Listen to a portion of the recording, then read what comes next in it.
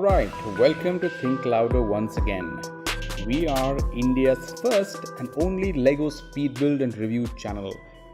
We do full reviews, detailed builds, answer a lot of questions and some you may not have asked. And so let's start building.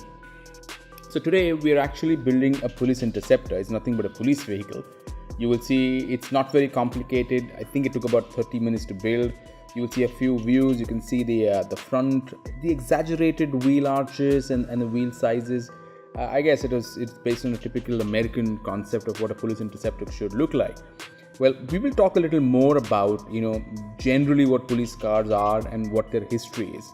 What you see is a sort of a Gurkha tactical vehicle. This is more of like a combat vehicle, not the daily police use stuff. But extremely well built, extremely rugged, extremely powerful. Now that's the box which it came in. It has some combination builds as well, which we will do in some later videos. As you see the parts coming up, some stickers, some books, not very complicated.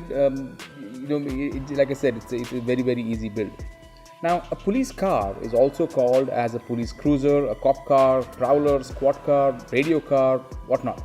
It's a ground vehicle used by police for transportation during patrols and to enable them to respond to incidents and chases.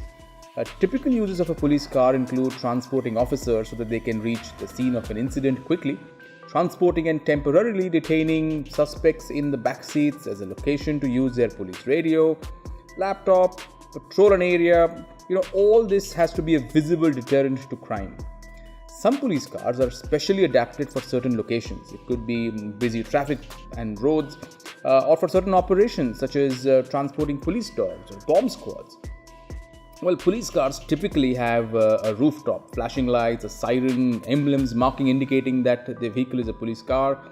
And you will see this in this specific build as well. See, there you go. Those are the top lights that keep flashing that are coming up. While this build does not have any lights per se, but that's a great spot. Now, in the US specifically, the first police car was a wagon run by electricity, fielded on the streets of Akron, Ohio in 1899. The first operator of the police patrol wagon was a police officer called Louis Mueller. Now, incidentally, his first assignment was to pick up a drunken man at the junction of a main exchange street.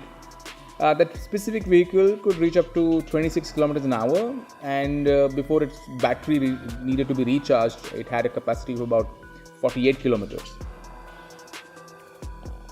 Now, talking about India, the Indian police force, ranges with a variety of cars actually from state to state, and different states have different cars for patrolling. Most of the state police forces use new fleets of vehicles now, and I've noticed in the past few years we've really come of age. Now, as far as my knowledge goes, there isn't a mass manufactured vehicle just for police cars, and that I'm talking about around the world.